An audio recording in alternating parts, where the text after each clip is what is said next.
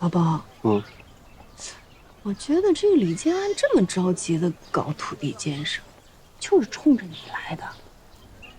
你看啊，咱那时候盖超市的时候，多占了3亩的宅基地，他一直在心里记着呢。但是也不光是冲我吧，我觉得他是冲老赵家的村民。你想那会儿扩大蔬菜种植，老赵家的人谁不挖空心思多弄几块地啊？25村东头那3亩的保卫疙瘩，那不是一手一脚从荒地里开出来的。这要搞个土地清理，那地还能是二叔的？所以我觉得李建安啊，他搞这个土地确权，为什么？是要攥住老赵家的村民。那可不行，你得想想办法。不用我想，孙书记已经说了，现在搞土地清理，这不是激化矛盾吗？孙书记的心思是啥呢？是先把民宿这块抓起来。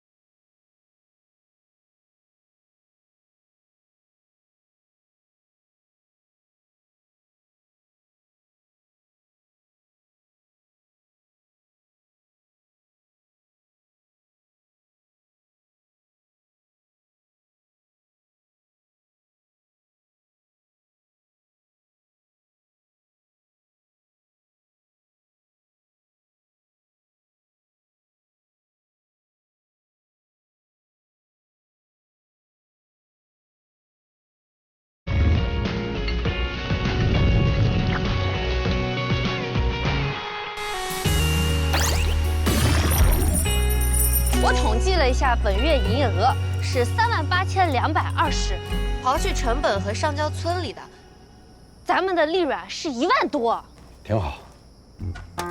就一句挺好啊。哦，还有，恭喜你，终于会记账了。哎呀，我们要发财了，你赶紧给我涨工资，涨工资，翻倍翻。剪子，这人怎么这么扫兴？明明就是件很开心的事情。你倒不扫兴，工资翻倍，你这是狮子大张口啊！你自己说的，我的工资是跟谷仓收入挂钩的。现在我们的利润都已经到了1万多了，那给我翻倍是应该的呀。刚说完恭喜你学会记账了，合着你这只会算自己的账。啥意思啊？你以为这谷仓就你一个人在经营啊？你看咱这个民宿，咱这谷仓本来就是村里的公有设施，你的工资呢，还是先维持现状，好吧？就总而言之，就是说，你的工资咱们计入经营成本，产生的利润呢，咱还是应该得交到村里。你这么一说，我还真挺高兴的。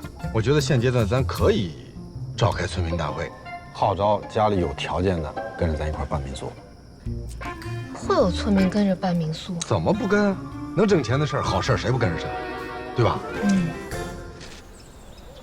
乡亲们，通过谷仓啊，这1个月的运营来看，咱们村以及周边村的优美山水和咱们这个新鲜空气，是足以能够吸引城里的游客到咱们这儿来旅游的。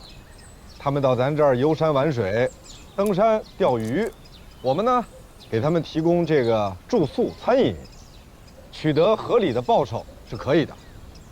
啊，关梅书记，那你那个谷仓这个月挣了多少钱啊？哎，我昨天刚刚算了一下，净利润超过1万。我的娘，这么多！1万！1万呢？小姐，那这1年下来还不少赚呢。相信未来会更好吧，因为这毕竟才第1个月嘛。动员动员你哥。我1年我都挣不了1万。所以今天召集大家开这个会呢，也就是想说，谁家这个屋子宽、院子大，家里有条件的，大家可以先自己拿出一部分钱来，把这个家里改建改建，只要能够符合接待游客的条件，就可以跟谷仓一起，增强咱们村的这个民宿业，咱们一起来多接待这些游客，好不好？孙书记，那照你这意思，这办民宿还得我们自己先掏钱呢？对呀，钱呢？那你要是想要把自己家的院子改一改、建一建，那你总得先拿出点钱来改造改造吧？不是要办这个民宿，照你那么说的，捯饬，那得花多少钱呢？你是说我那个谷仓吗？啊，对啊，我那个是因为院子比较大，本身也不具备居住条件，所以呢，增加住宿房间，包括买了一些新的设施，七七八八算下来，应该是10万冒一点点头。10万，我的妈！哎呀，太多了，10万，这家有10万，我给你算算啊！你看我掐着给你一算啊，一块豆腐卖多少钱？1块豆腐1块钱，这2万都没有。孙书记，您别说10万了，2万我们家都拿不出来。啊，就是啊，大家先别算了。刚才我已经说了，毕竟谷仓呢，它不具备居住条件，所以改起来比较困难。而你们的房子呢，都是现成的，就把这个屋里边稍微改改，院子里小小装修一下，啊，就能节省不少，花不了那么多的。花不了那么多，那不也得先往里搭钱吗？对呀，这钱花出去，那能不能收回来还两说呢。孙书记，就我们家真的很困难，一点余钱都没有啊。孙书记，有没有这个不让我们拿钱，然后就把民宿给开起来的方法呀？哎，对，不花钱是最好的，对吧？有道理。那得有多少钱呀？小伙不是这个事儿啊，我想我还是得跟大伙儿说明一下啊，不管干任何事儿，咱们都得先投资，对不对？咱们这个民宿啊，是一个产业，那你做产业怎么能不投资建设呢？所以啊，我还是希望大家能好好考虑考虑。哎，大堂，你们当初做那个煎饼合作社，村里不也都每个人拿了这个集资款吗？那些困难户可都是免的，那赵丽英他们家就免了的。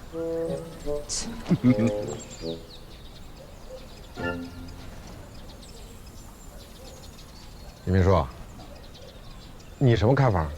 哦，孙书记，通过你这个谷仓1个月的接客情况来看，好像这个办民宿还是能赚钱的啊。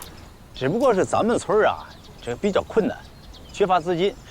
哎，你能不能跟上边申请一下，要点资金呢？对呀，孙书记，之前有一届这个书记呢，为了给我们村修路，都是跟这个市商业局要的钱。哎，孙书记，那个我也提一点自己的意见啊。你看，咱能不能您跟你们那个报社张张嘴儿，弄点这个赞助也行啊，是吧？这个可能你们也都不是太清楚，是吧？现在这个纸媒啊，一直在走下坡路。不仅仅西海市，全国上下所有的纸媒都是这个状况。所以现在呢，他们自己都养活不了自己，所以说即便提，肯定也是拿不出这个钱来啊。不是要我说呀，还是智能部门的人当第一书记比较好，对不对？自带资金，自开外挂，想要什么就是什么，对不对？啊！哎呀，我就跟你说，对不对？就那会儿吧，就应该在财政厅给咱弄过来一第一书记，没错，让咱那随便拨款，咱想干啥干啥，对，是不是？没错，想要就没有困难，是不是？想要多少钱就有多少钱。是不是？胡说什么你？那什么财政厅，你胡说八道的，你一天天。孙书记，为了咱们村的民宿业，呕心沥血。哎呀，那个孙书记，来，跟你说话点儿。别往心里去，我这嘴就是不把门对跑火车。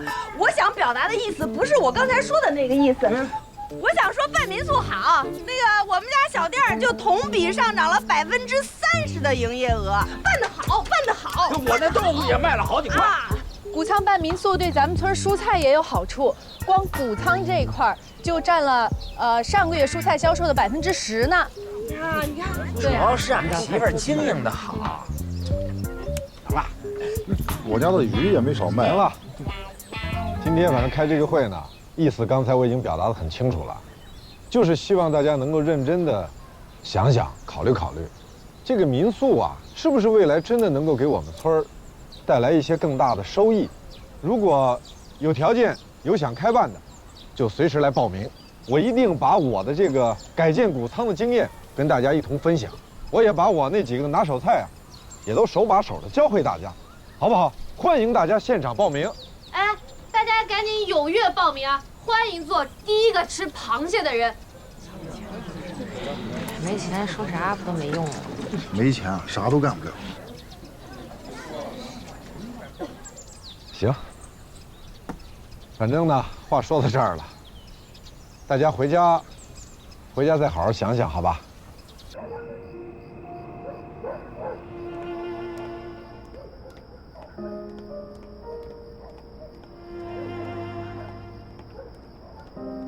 别愁了，喝茶。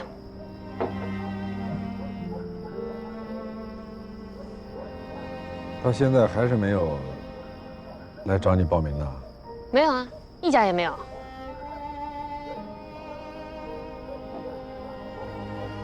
看来李建安说的对，想让这些村民们掏钱办点事儿，真不是件容易的事。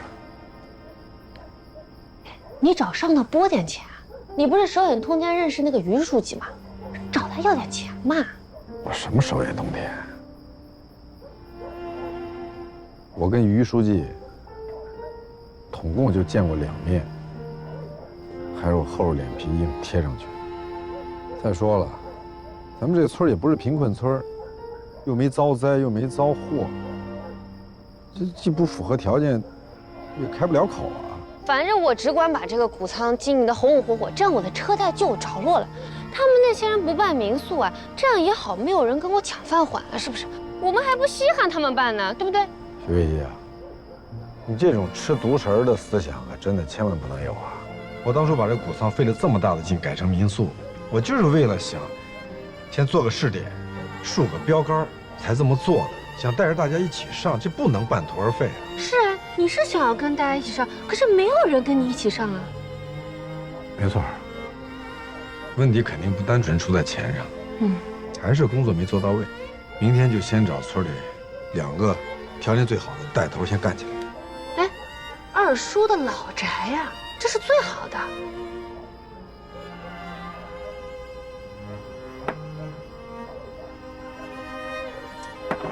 大晚上的喝什么茶？不睡觉了？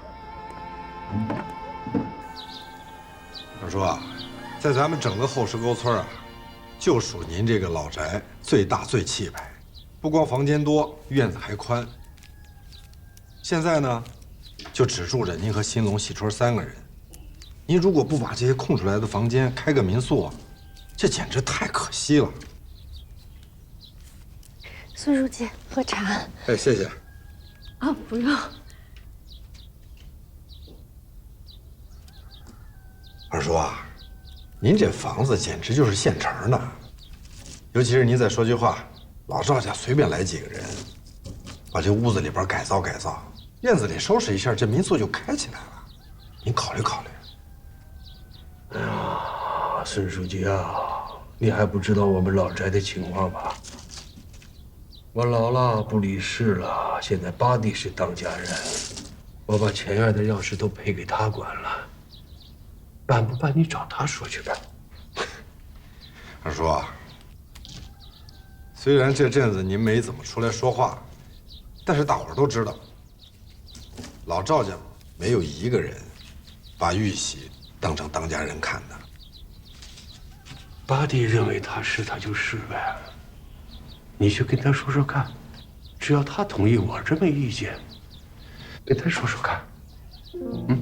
来来来啊！都轻拿轻放，都搬老宅去啊！搬完之后我请喝酒，就当给我暖房了。好嘞，八叔，不好啊，晚上喝点。奶奶，您看，就您出去这一会儿，他把所有东西都拿出来了。奶奶，咱今儿搬新家，搬家呀？搬哪儿去呀？啊，您先坐，来来来。是啊，搬家哈，真好，搬家好，搬家好。哎呀，奶奶，坐吧。奶奶，那二哥在老宅里面住的好好的，他搬进去不是成心挤兑二哥吗？怎么能是成心挤兑二哥呢？是二哥主动把前院的钥匙交给我的，让咱住。他说他以后只住后院了。这么多年，我一直老虎不发威，都把我当病猫呢。我不鸣则已，一鸣惊人。逮着这机会，必须好好把握呀！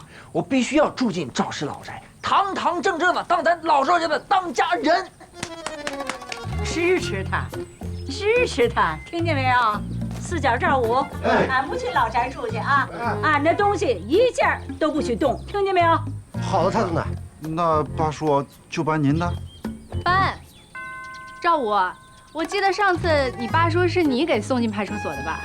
你把他所有的行李都搬进派出所，搬老宅也行，反正他的东西一件都别留，全给他搬走，让他到那老宅当他的山寨王去。哎呀，奶奶，你看您不搬，桂兰也不搬，我一人搬还有什么劲啊？多不方便啊！到点儿还得回来吃饭。吃饭美的你没有？谁让你回来吃饭的？以后你过你的，我们过我们的。哎，你这是要把我扫地出门吗？对，要休了我。对，俺们娘俩好不容易清静清静。桂兰，呀，书记，你咋来了？兄弟了，都在。这是干啥呢？这小兔崽子作呢，要搬家他。搬哪儿去啊？他非要搬到老宅前院去，人二哥在里面住的好好的。你来的正好，好好教训这小兔崽子。你就你不是能不生气吗？你说说啊！我正好找你有事儿，来，你跟我来。快点走，跟书记走。小兔崽子你。桂兰婶，那我们还搬不搬了？哪儿搬出来的，给我搬哪儿去啊！真是。你说你现在在这儿住着多好，搬到老宅去住有什么意义？要我说呀，老宅条件好，空屋多，应该拿来办个民宿。一来呢，可以增加一些可观的收入；二来，还可以让你有一个持续住的一个事儿做。我有事儿啊！我说的是正事儿，就是正事儿啊！我是老赵家当家人啊，我代表他们说话，我指挥他们做事儿啊。其实你应该也知道，这个当家人，他就是个虚名。你平心而论，你觉得你现在能代表得了老赵家人吗？如果说有一天你真的想代表他们，那你得干出点实事来，让大家都服你，是不是？孙书记，如果我这个老赵家当家人是虚名，那您干嘛来找我商量在老宅办民宿的事儿啊？玉玺，我也不瞒你，我之前呢是先去找二叔商量了商量，他说了他没意见，然后让我再来跟你商量一下。瞧瞧瞧瞧，连二哥都让您找我商量，这还不明白吗？那我就问你，你现在支不支持我办民宿这个事儿？孙书记，其实，在村民大会上您第一次提这个民宿的时候，我就想第一个站起来响应您的号召，用老宅办民宿。那就是说你支持？当然支持。好，太好了，玉玺。你看啊，这老宅跟谷仓门对门，以后我的这个谷仓接不下的客人，我就近分流到你这儿来，近水楼台。也就是说，你这民宿一开业就能走上正路。对对对，孙书记，而且我在老宅办民宿，咱俩还能老照面呢。这叫守望相助。对对对，孙书记，您同意罢免李建安，让我当村主任，我明天就在老宅办民宿啊。不是玉玺啊，你想当村主任啊？我这也是一步一步追求更大的进步嘛。李建安被罢免了，那我就是下届村主任了。你怎么这么确定啊？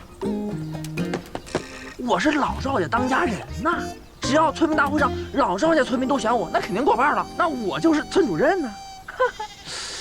孙书记，咱这样啊，咱俩打个口头协议，只要您同意了，一点头，我明天就在老宅办民宿。当村主任和办民宿，这完全就是两回事儿，这也绝不是能用来交换的。哦，对对对，我懂，这俩事不能做交换哈。哎呦，哎呀，孙书记，我刚才仔细一琢磨，这要是在老宅办民宿，恐怕有不妥。因为老宅里供着我们整个家族的牌位呢，老宅是我们所有赵姓村民中心中最神圣的地方。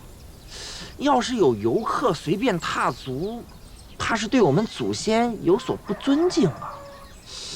那我这个当家人负不起这个责任啊。要不孙书记，您让我再想一想。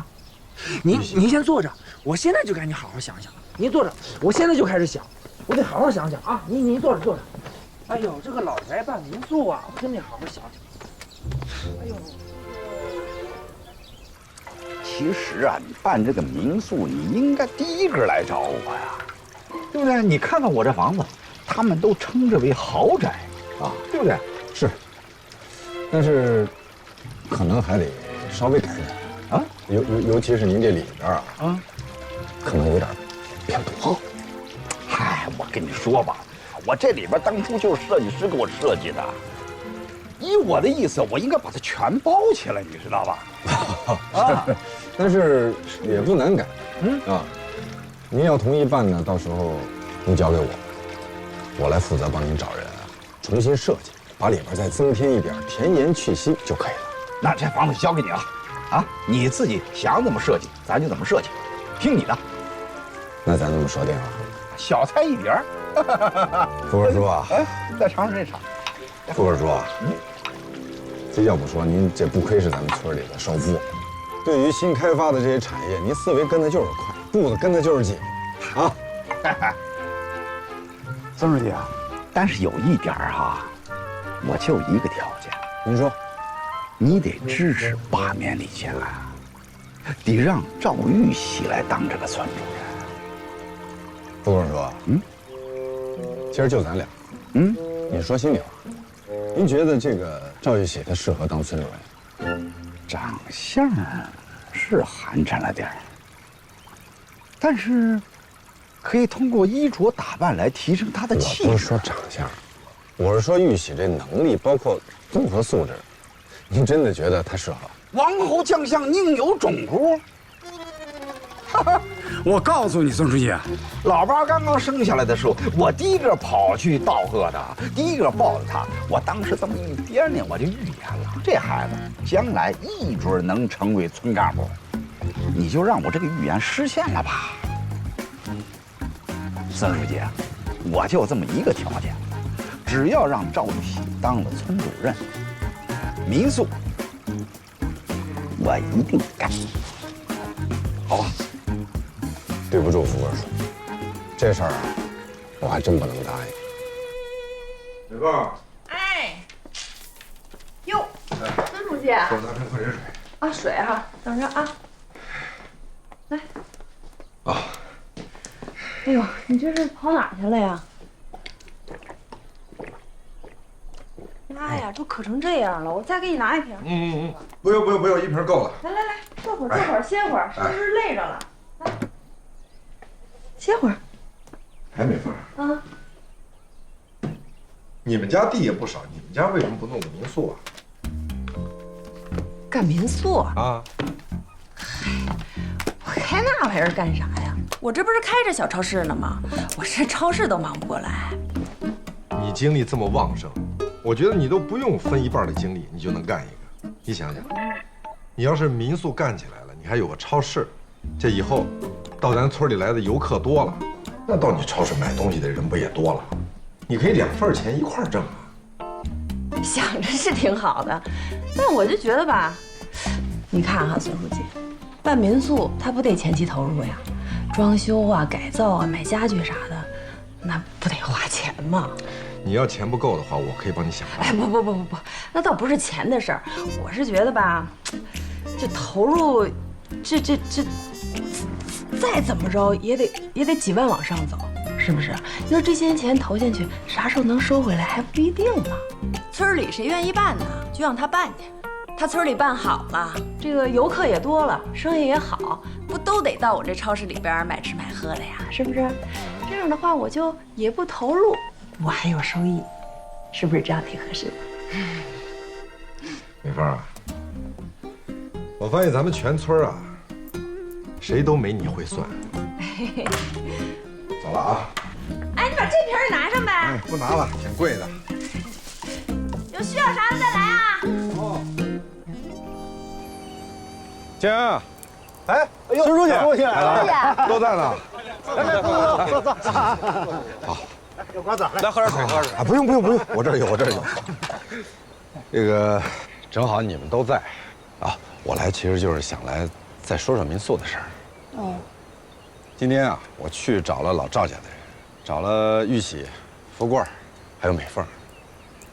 可是他们啊，目前暂时都不太感兴趣，不太想动，所以我就想过来再跟你们2位商量商量，你们看看能不能发动其他村民，有没有感兴趣的，先带头干起来一下。孙书记是这样的啊，这个办民宿啊，开个农家乐是挺好。其实这件事儿啊，对他们赵家是有利的，他们种蔬菜，现摘现卖，这不挺好？可是您看，您去找他们，他们也不搭理你。除了赵家之外，那些杂姓的，那他们就更没有动力了，是不是啊？他们也不是说不搭理我刚才不说了吗？他们目前就是没什么太浓厚的兴趣，就是不搭理嘛。再说了，如果说这个民宿办起来，这大家都挣钱啊。哎呀，孙书记，我嫂子呢没说明白，我给你分析一下啊。你也知道，他们老赵家对我这个村主任一直不满意，赵玉喜啊、冯进宝啊、刘富贵啊，天天琢磨着怎么罢免我。其实我嫂子刚才说了，这个民宿这个事儿呢，对老赵家是有益的。是，但是他为什么端着不动呢？还不是想拿民宿这件事儿当筹码，来要挟你支持他们，这是他们的目的。姐，我再说一遍，这个办民宿，它绝对不是说对这家对那家，这是对咱们全村都有益的一个事情，是吧？我们本来也不应该分这个什么赵姓啊、杂姓，对不对？可是他们要分啊，他们觉得他们姓赵了不起啊，他们姓赵了就得在村里掌权。孙书记，咱们村当务之急应该是先把这个多占私占的土地给清理了。我统计了一下，你看啊，冯进宝他们家开超市，多占了3米的宅基地；赵玉山呢，私开了3亩地来种菜，这都没往上报啊。哎呀，他们老赵家很多人为了种菜，都私自流转了不少土地，这不是一个小数目啊。是，咱们村啊，必须要在这个土地清理的基础上，才能顺利推动这个新产业的发展，包括你那个民宿业。可是，清理这个私占多占地的事儿，如果你现在马上一搞，这不就是马上引起了赵姓和杂姓之间的纷争吗？谁说不是？你说现在这种状态，我觉得不适宜推理这个土地清理的事儿，应该把民心呐给稳定下来，是不是，孙书记？哎，不是哥，你不了解情况，你别插话。孙书记，你再仔细的考虑一下我说的话，好不好？我来找你们说民宿的事儿，你让我再考虑考虑，你们再考虑考虑我说的话，好不好？想想，走了。哎，孙书记，孙书记走了，这就走了，慢走啊，孙书记。哪天过来吃饭来哈？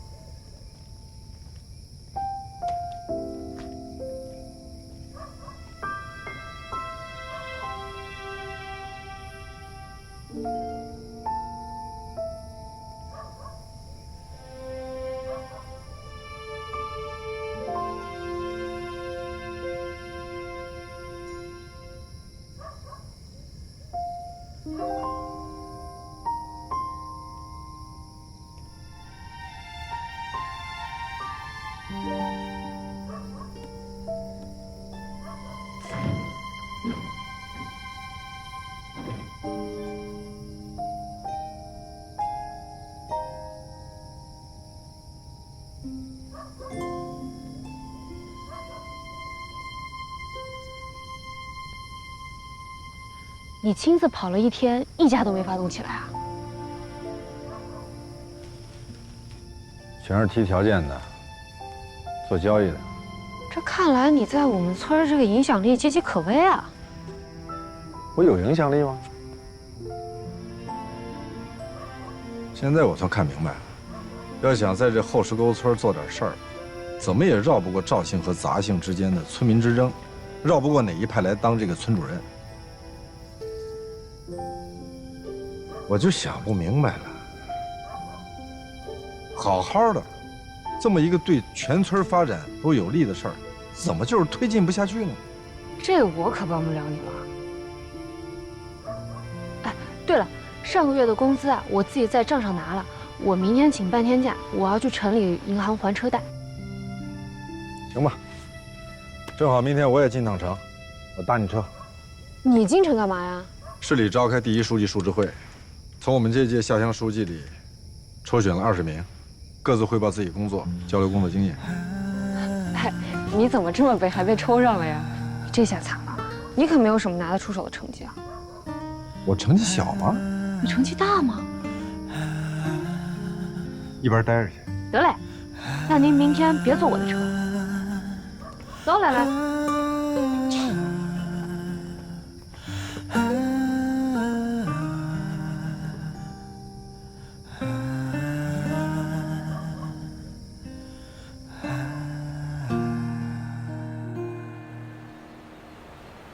为切实响应19大提出的乡村振兴战略，我们把精力主要聚焦在了精准扶贫和大力引进新产业上。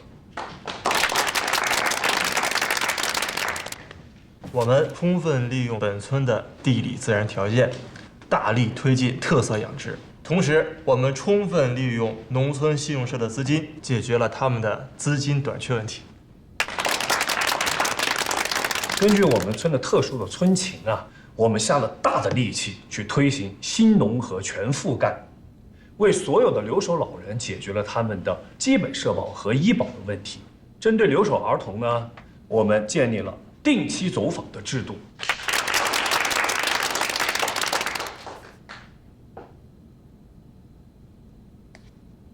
崔光明啊，哎，干什么呢？玩笔啊？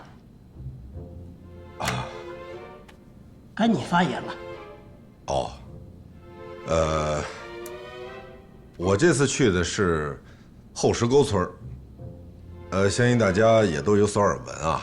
我到了之后呢，我们村就出现了2个非常大的事情，一个呢是这个农药蔬菜，结果造成社会对我们后石沟村生产的有机菜出现了普遍质疑。不过还好。经过下大力气整改，我们新一季的蔬菜销售已经正在恢复之中。再一个呢，就是煎饼业，一方面呢，因为市场大环境的变化，另一方面呢，就是咱们西海市的一个富3代，购买我们所有的鸡鸭煎饼送到养猪场这个新闻，造成了我们后石沟村的煎饼彻底出现了滞销。总之呢，我去后石沟村这3月，主要就是做了一个救火队员的工作。跟以上发言的几位第一书记、几位同事相比，的确是没什么。我说完了。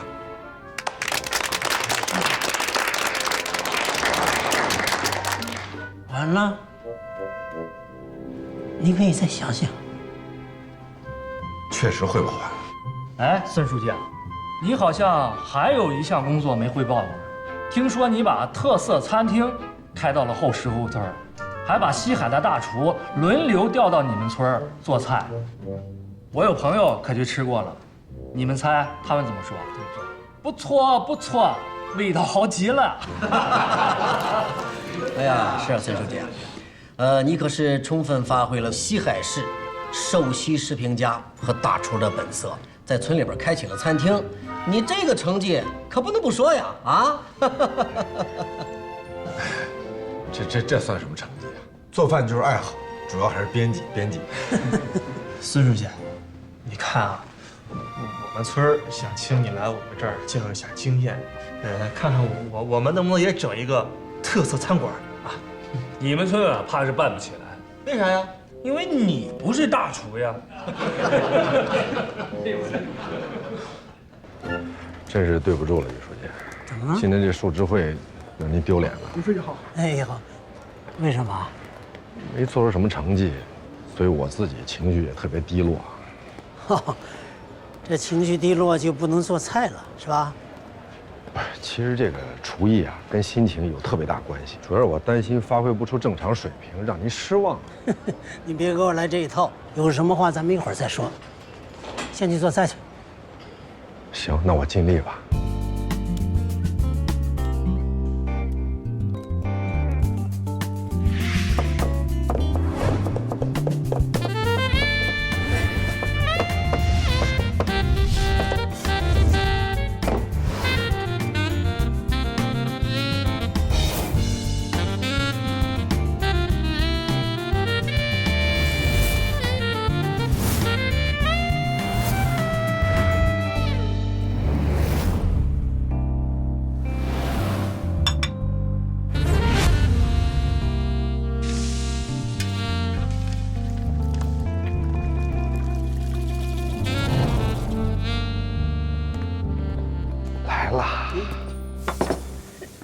来，尝尝怎么样？好，我尝尝啊。味道怎么样？苦瓜的苦味儿，加上虾仁的清香，有创意，开胃，好吃。太好了，那您就多吃点。尤其这苦瓜，哎，苦瓜好，苦瓜对这个控制血糖有好处。哎呀，最近工作很忙，我这血糖啊控制的不太好，人消瘦了不少。那您更得多吃点，多吃点苦瓜。好好好。虾可以少吃，多吃苦瓜。哎，我说啊，你今天让我吃苦瓜，是不是有什么苦要跟我诉啊？没有。说实话，就算是有，我这点小苦小难，跟您每天面对的大风大浪，那根本就不值一提。我就是想说，这个苦瓜呀，作为食材，它很有特点，它自己再苦，它也不会传给其他的食材，它苦的特别无私。好了，说正事。于书记啊，其实今天这个第一书记述职会听下来，我真的特别汗颜。为什么？跟其他村这些第一书记做的成绩比起来，我做的真的太少了。上次您说了我之后啊，回去我认真想了，我也真的是想认认真真，多给这个村做点实事儿。可是现在遇到了很大的阻力。什么阻力？说给我听听。主要是人心不齐。这个后石沟村啊，有一个几百年的历史遗留问题，就是这个村呢，有60%的人都姓赵，他们一直占着一个主导地位。而村主任呢，李建安，他又是外姓，是杂姓，所以这个村啊，不管什么事儿，都存在这个两派之争，谁占主导地位，对谁更有利。今天这些第一书记们呢，取笑我，说我是个厨子啊，说我把这个特色餐馆开进了后石沟村。其实没错，我就是想把这个民宿业在后石沟村看看能不能推广起来。啊，其实我跟谁都没说，我已经做起来了。我就是想起到一个模范带头的作用，先做出一个典范出来。后石沟村呢和周围的几个村子，前几年我去过，自然条件很好。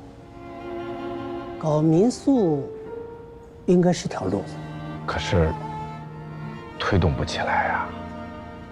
我自己这个做起来了，没人跟进，有钱的没钱的都一起嚷嚷说自己没钱。我呢本来想说服几家条件不错的跟上，结果呢，绕来绕去，绕来绕去，又绕回到了两派之争上。我工作了20多年，这种情况确实很难办。于书记，其实我今天来啊，我还有一个事儿。说。您手上有不少专项资金吧？您给我批点儿，就作为支持我们后石沟村民宿业发展的专项资金，我带回去。回去之后，我这腰杆立马就硬了，我说话也管用了。关键所有的事儿都能推广起来。好小子啊，主意打到我头上来了。我明确的告诉你，我不会给你任何特殊的待遇，也不能给你钱。但是呢，我可以给你支个招。钱不给，能有啥招啊？记住了，孙光明，村民可以有派，不同姓氏之间可以相争，但你是有组织的人，你是第一书记，你有自己的队伍，你不是孤身一人，懂吗？